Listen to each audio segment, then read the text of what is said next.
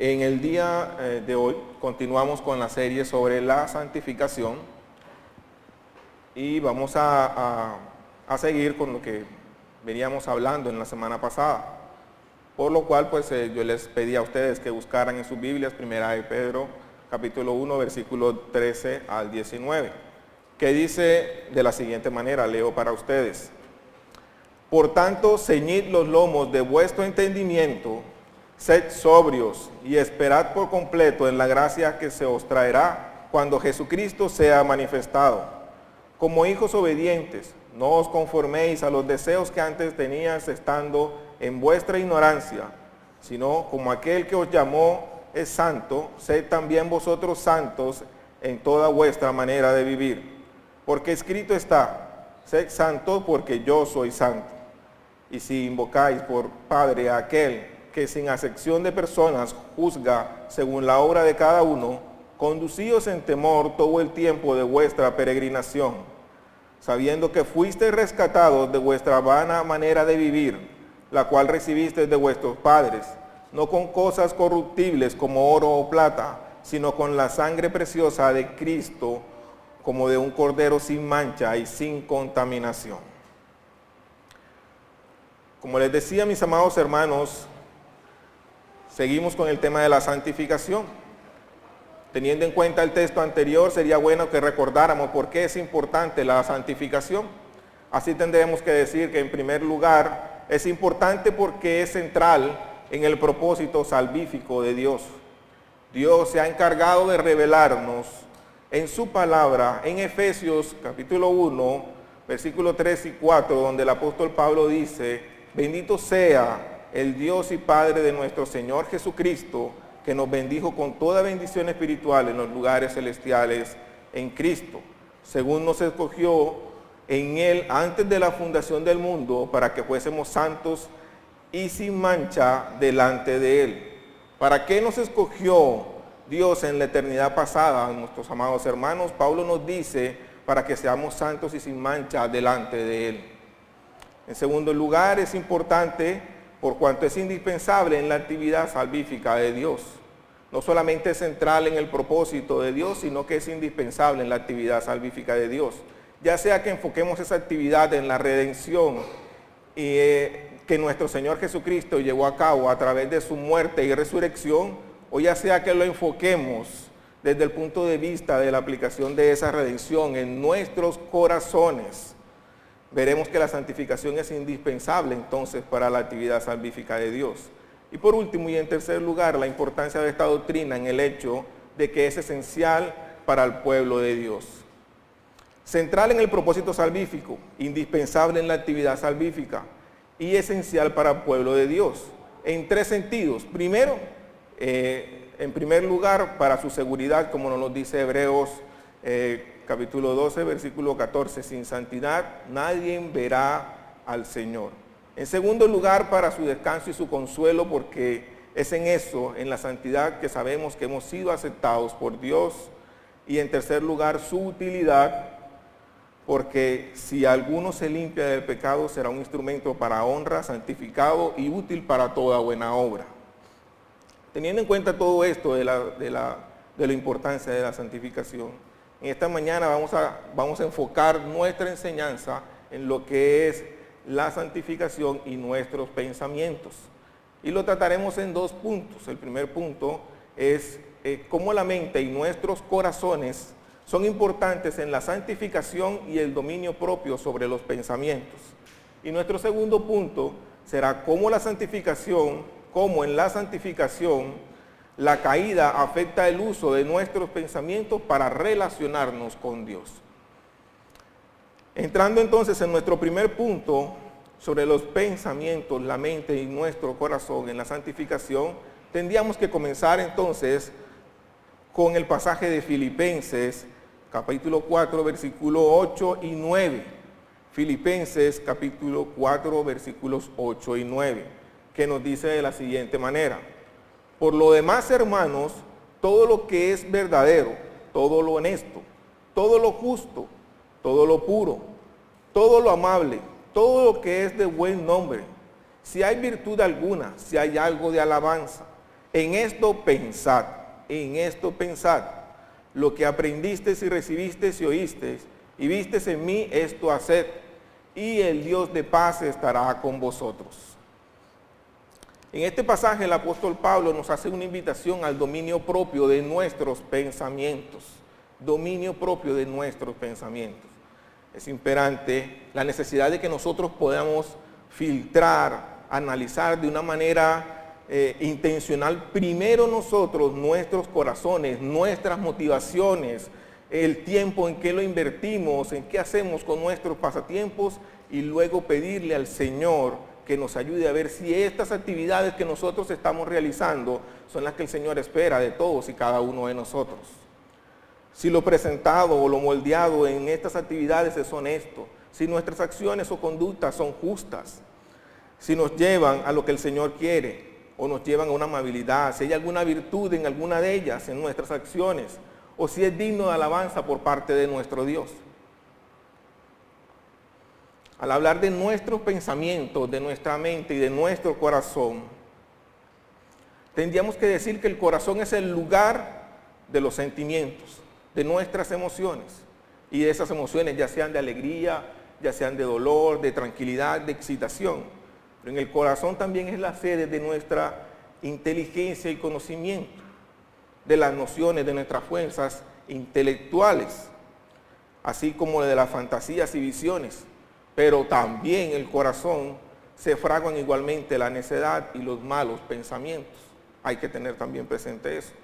El corazón es al mismo tiempo un órgano con el que el hombre piadoso o un hombre obstinado se encuentra con la palabra y la actuación de Dios en su vida. En el corazón es donde se asienta el temor y la veneración al Señor. En 1 Samuel, capítulo 12, versículo 24 nos dice, solamente temed a Jehová y servirle de verdad con todo vuestro corazón, pues considerad cuán grandes cosas ha hecho por vosotros. El corazón del piadoso está inclinado fielmente a la ley de Dios, mientras que el del impío se haya endurecido, alejado de Dios. Y ahí tendríamos que citar a Isaías en el capítulo 29, versículo 13, que nos dice, dice el Señor, porque este pueblo se acerca a mí con su boca y con sus labios me honra, pero su corazón está lejos de mí y su temor de mí no es más que un mandamiento de hombres que les ha sido enseñado. En el corazón se opera la conversión a Dios.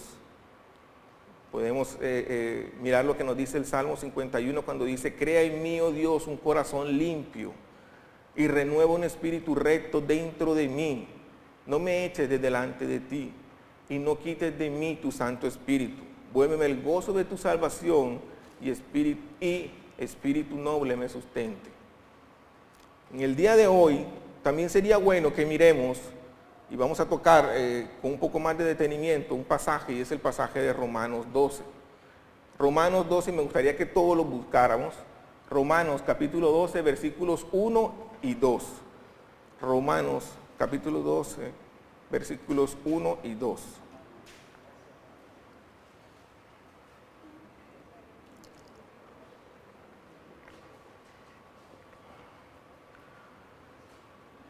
Que dice de la siguiente manera, así que hermanos, os ruego por las misericordias de Dios que presentéis vuestros cuerpos en sacrificio vivo, santo, agradable a Dios, que es vuestro culto racional. No os conforméis a este siglo, sino transformaos por medio de la renovación de vuestro entendimiento, para que comprobéis cuál sea la buena voluntad de Dios, agradable y perfecta. Primero quiero que nos enfoquemos en el segundo versículo, que dice, mediante la renovación de vuestra mente o vuestro entendimiento. Y no os adaptéis a este mundo, sino transformaos mediante la renovación de vuestra mente o vuestros pensamientos, para que verifiquéis cuál es la voluntad de Dios, lo que es bueno, aceptable y perfecto. Como cristianos, seguidores de Cristo, somos completamente inútiles si todo lo que hacemos es adaptarnos a un mundo que nos rodea o simplemente dejarnos que ese mundo nos lleve. La clave para no desperdiciar nuestras vidas con esta clase de éxito y prosperidad, según Pablo, es ser transformados. Es no os adaptéis a este mundo, sino transformaos. Esa palabra transformación, según la estuve buscando, es utilizada solamente una vez en todos los evangelios, es exclusivamente cuando se refiere a Jesús en el monte de la transfiguración. Y en ese pasaje nos dice específicamente, y se transfiguró delante de ellos, y su rostro resplandeció como el sol, y sus vestiduras se volvieron blancas como la luz. La podemos encontrar en Mateo 17:2 o en Marcos 9:2. Pero la transformación no es solo externa. Es necesario realizar este señalamiento por una razón, para dejar claro que la inconformidad que nosotros con el mundo no significa principalmente evadir las conductas que tienen las personas que están en el mundo. Porque es que muchas personas pueden evadir esas conductas y no puede estar transformado. Entonces, ¿qué tendríamos que tener en cuenta? Esa parte que dice, su rostro resplandeció como el sol y sus vestiduras se volvieron blancas como la luz. Algo así nos ocurre tanto espiritual como moralmente. Mediante el primero, por dentro de nosotros, y después más adelante en la resurrección ocurre externamente. Así habla Jesús de nosotros en la resurrección. Entonces los justos resplandecerán como el sol en el reino de su Padre, como nos lo expresa en Mateo 13. La transformación no es cambiar de la lista de acciones de la carne por una lista de acciones de la ley. Cuando Pablo reemplaza esa lista, las obras de la carne, no las cambia por las obras de la ley, sino por el fruto del Espíritu, como nos lo expresa en Gálatas. La alternativa cristiana ante la conducta inmoral no es crear una nueva lista de comportamientos. La alternativa cristiana para la inmoralidad es el poder triunfante y la transformación del Espíritu Santo mediante la fe en Jesucristo nuestro Señor.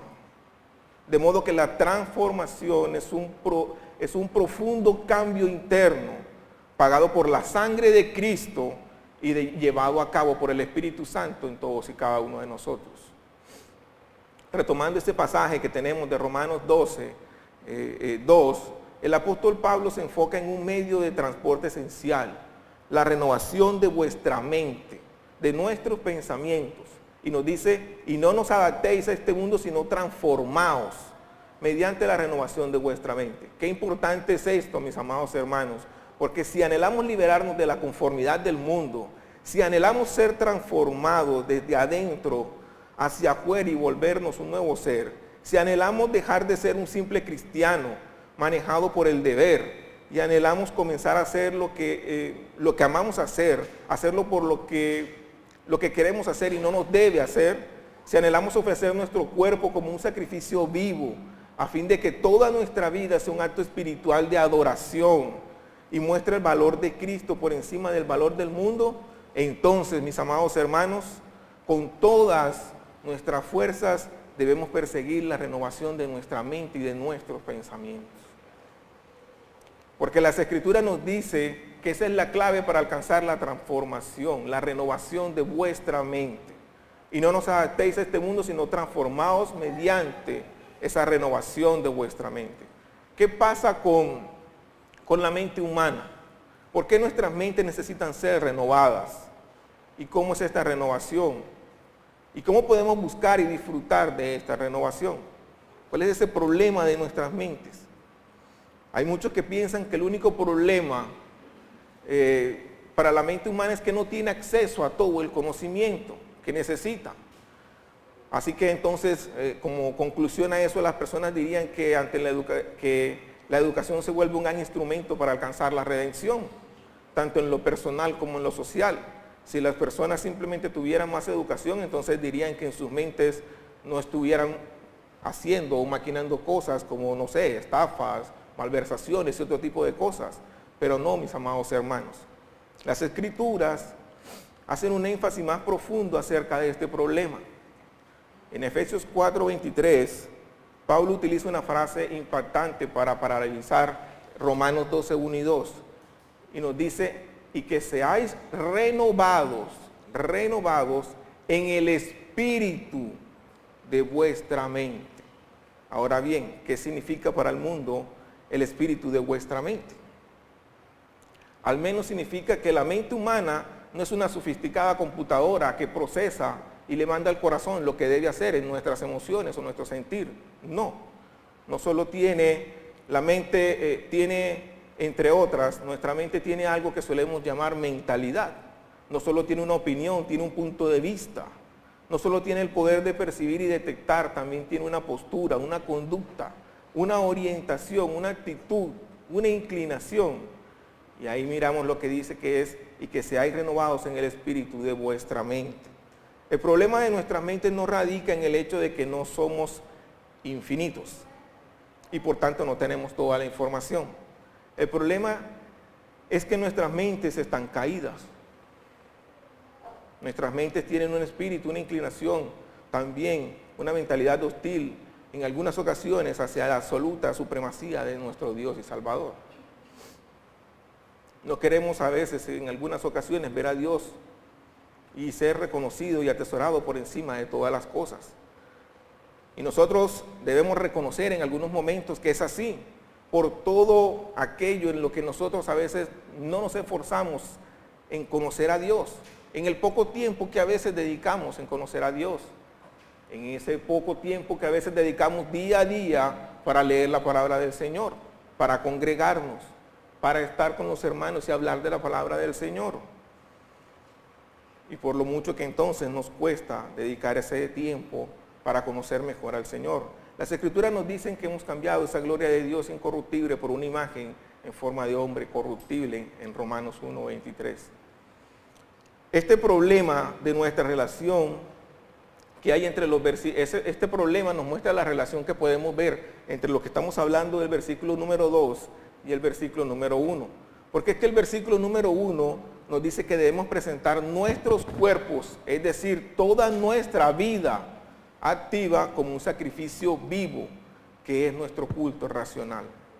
De modo que el objetivo de toda la vida es adorar a Dios. Para eso fuimos creados.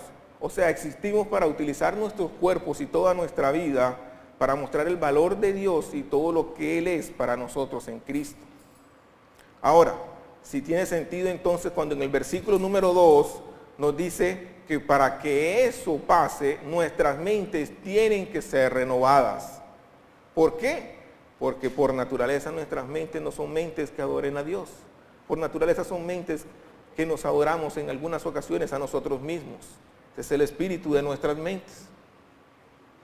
Ahora, me gustaría que entonces retomemos el pasaje que habíamos leído al principio de nuestra enseñanza de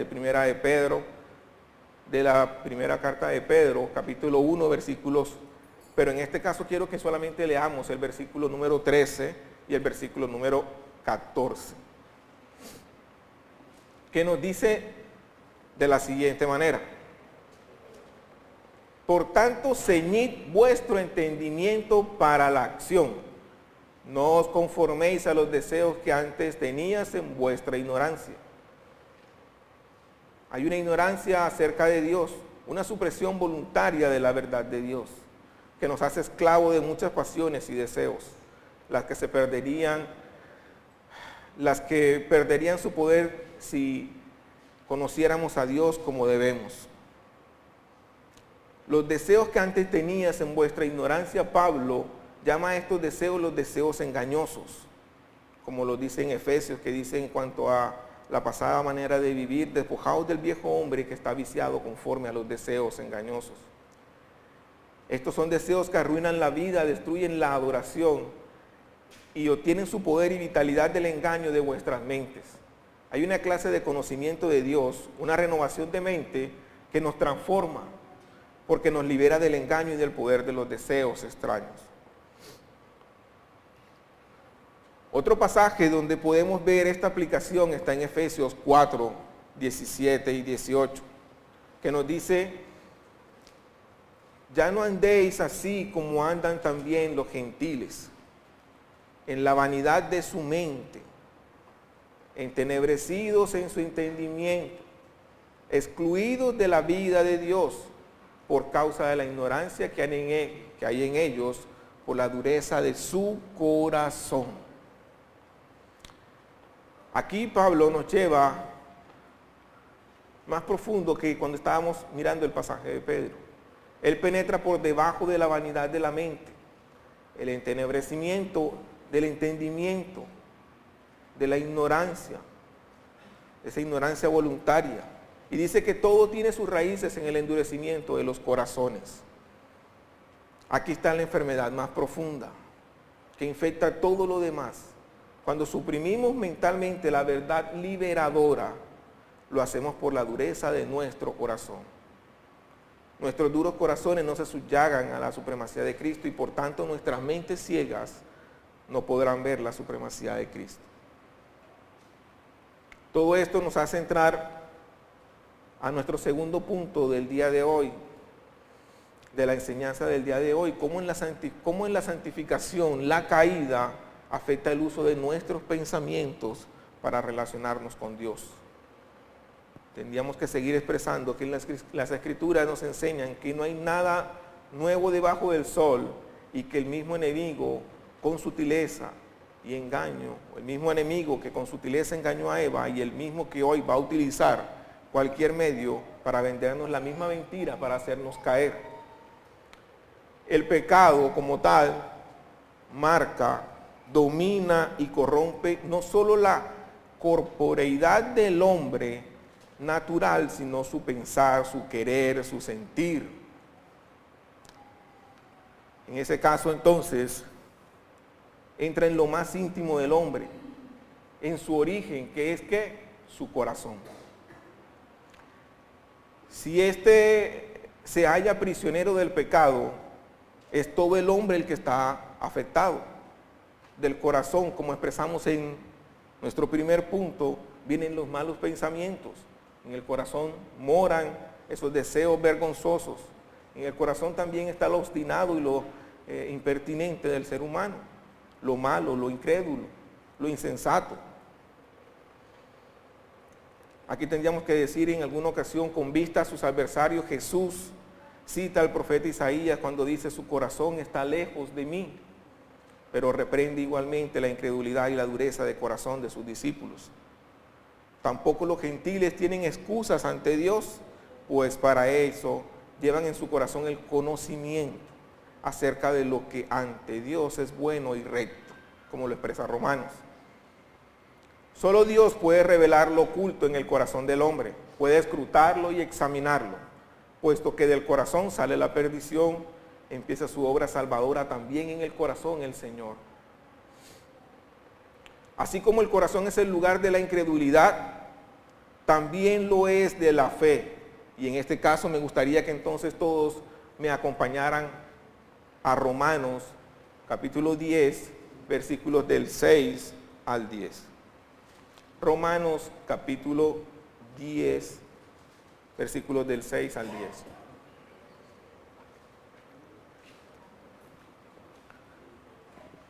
Y entonces tendríamos que decir que así como del corazón, así en el corazón es el lugar de la incredulidad, también lo es de la fe.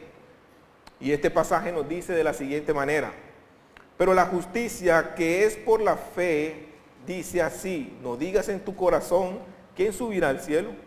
Esto es para traer abajo a Cristo, o ¿quién descenderá al abismo? Esto es para hacer subir a Cristo entre los muertos. Mas, ¿qué dice acerca de ti esta palabra? En tu boca y en tu corazón, esta es la palabra de fe que predicamos, que si confesares con tu boca que Jesús es el Señor y creyeres en tu corazón que Dios le levantó de los muertos, serás salvo. Porque con el corazón se cree para justicia, pero con la boca se confiesa para salvación. La conversión se opera en el corazón y es por tanto cosa de todo hombre. La palabra de Dios afecta no solo a la inteligencia o al sentimiento, sino que debe penetrar en nuestro corazón. A esta conversión del corazón, esto es, a la fe, no se llega por voluntad o por el deseo del corazón humano, como nos lo expresa primera carta a los Corintios 2:9, que nos dice: antes bien, como está escrito, cosas que ojo no vio, ni oído yo, ni han subido en corazón de hombre, son las que Dios ha preparado para los que le aman. sino que únicamente porque Dios abre el corazón del hombre, porque Dios hace que su luz lo ilumine, como nos lo dice en segunda carta a los Corintios, que dice, porque Dios que mandó que de las tinieblas resplandeciese la luz, es el que resplandeció en nuestros corazones para iluminación del conocimiento de la gloria de Dios en la faz de Jesucristo. Dios se manifiesta al hombre enviando a su corazón el espíritu de su Hijo. Si este espíritu habita en el corazón, el hombre ya no es esclavo del pecado, sino es hijo y heredero de Dios. Como nos lo expresa en Gálatas, que dice, y por cuando sois hijos, Dios envió a vuestros corazones el espíritu de su Hijo, el cual clama, Abba, Padre. Así que ya no eres esclavo, sino hijo. Y si hijo, también heredero de Dios por medio de Cristo. Dios derrama su amor en el corazón del hombre. Por la fe puede Cristo morar en el corazón de todos y cada uno de nosotros. Pero el corazón del hombre no es únicamente el lugar en el que Dios despierta y causa la fe. Aquí se prueba también la obediencia y la paciencia del ser humano. Aquí también se guarda la palabra de Dios que ejerce su papel de guía, la palabra de Cristo. La gracia de Dios refuerza y fortalece el corazón. Un corazón vuelto a Dios, un corazón limpio.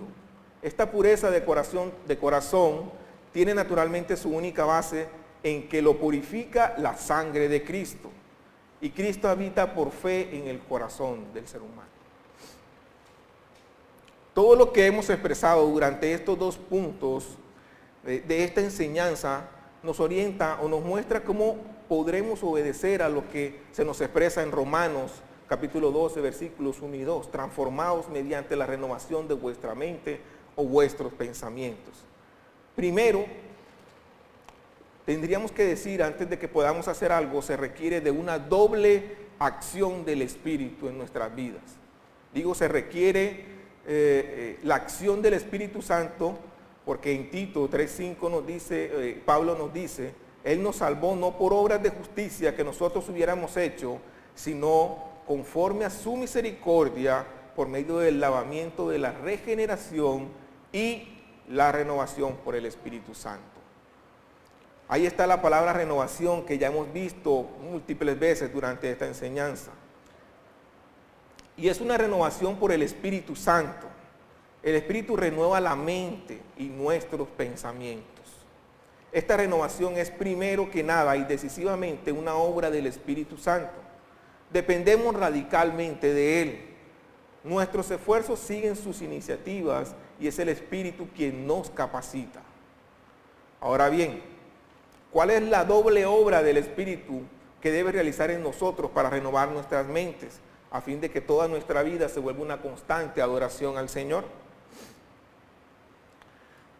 En la segunda carta a los Corintios, en los capítulo 3, versículo 18, nos dice, prepara las condiciones para esta respuesta, porque nos dice de la siguiente manera: por tanto, todos nosotros, mirando a cara descubierta, como en un espejo, la gloria del Señor, somos transformados de gloria en gloria en la misma imagen por el Espíritu del Señor. ¿Qué hace el Espíritu para transformarnos a la imagen del Hijo de Dios que glorifica a Dios? El Espíritu nos capacita para contemplar la gloria del Señor. Es así como se renuevan nuestras mentes, contemplando las glorias de Cristo como realmente son. Pero para hacernos capaces de contemplar la gloria de Dios, el Espíritu debe realizar una doble obra, de la que hablábamos anterior. Pero ¿cuál es esa doble obra? Una doble obra en dos direcciones, de afuera hacia adentro y de adentro hacia afuera. De adentro hacia afuera, exponiendo la mente a la verdad que exalta a Cristo. Es decir, que debe llevarnos a escuchar el Evangelio, a leer la Biblia, a escuchar los escritos que exaltan a Cristo y a meditar en la perfección de Cristo. Esto es lo que nuestro gran enemigo quiere que no hagamos. El Dios de este mundo nos lo dice en la segunda carta a los Corintios 4, nos dice, el Dios de este mundo ha cegado el entendimiento de los incrédulos para que no vean el resplandor del Evangelio de la gloria de Cristo. Porque ver la gloria de Cristo por lo que realmente es, como nos lo dice Pablo, renovará la mente y transformará la vida y producirá una adoración infinita. El Espíritu debe trabajar de adentro hacia afuera, rompiendo el endurecimiento de nuestros corazones. Rompiendo ese endurecimiento, ese corazón duro que está cegado y que está corrompido por nuestros pensamientos. El Espíritu debe trabajar también de afuera hacia adentro mediante la verdad exaltadora de Cristo. Y de adentro hacia afuera abrazando humildemente esa verdad. Si solo obrase de afuera hacia adentro, presentando a nuestras mentes la verdad exaltadora de Cristo, pero sin romper nuestro endurecido corazón, ni haciéndolo humilde, entonces la verdad sería despreciada y rechazada. No la aceptaríamos. Y si solo nos volviéramos humildes, o solo volviera humilde a nuestro duro corazón, sin poner frente a nuestras mentes la verdad exaltadora de Cristo, no podríamos abrazar esa adoración tampoco. Entonces, mis amados hermanos, para ir concluyendo, podemos perseguir la verdad que exalta a Cristo y rogar para que el Señor nos permita abrazar humildemente esa verdad. ¿De qué? De transformar y de seguir y de poder leer y adorarle. Seguir su palabra y adorarle. Escuchar las ricas exposiciones del Evangelio, de la gloria de Cristo. Leer las Escrituras de principio a fin. Buscar textos que revelen la gloria de Cristo. Leer y meditar en los escritos de grandes hombres altamente espirituales que exaltan a Cristo y que están saturados de verdades bíblicas. Crear el hábito de meditar acerca de la perfección de Cristo. Y en todo esto, mis amados hermanos, en todo lo anterior, orar incesantemente para que el Espíritu Santo renueve su mente y sus pensamientos, a fin de que pueda desear y aprobar la voluntad de Dios, para que todo lo que haga en su vida se vuelva una adoración a la gloria de Cristo. La invitación, mis amados hermanos, es a seguir con el profundo deseo de estudiar las Escrituras sin que nos preocupen esas dudas o misterios que debemos dejar en manos de Dios y poder decir que nuestra fe no se fundamenta en el conocimiento de los hombres o los argumentos elaborados a favor de la Biblia, sino en ese testimonio interno del Santo Espíritu que nos da certeza de que somos hijos de Dios. Y es un profundo deleite para mí el estudio de la palabra de Dios, que nos permite seguir experimentando la majestad de Dios, pues solo se puede apreciar la belleza de la palabra de Dios si se conoce a aquel que es su autor y consumador de nuestra fe.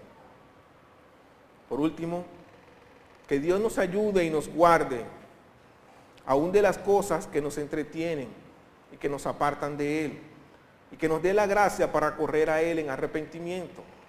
Si hemos pecado, pues que nos ayude a correr hacia Él. En Cristo podemos encontrar perdón y su Espíritu nos da el poder para vencer toda tentación y poder así entregar nuestro corazón, nuestra mente y nuestros pensamientos a Cristo nuestro Señor y Salvador. Amén, mis amados hermanos. Vamos a orar y después de orar, pues entonces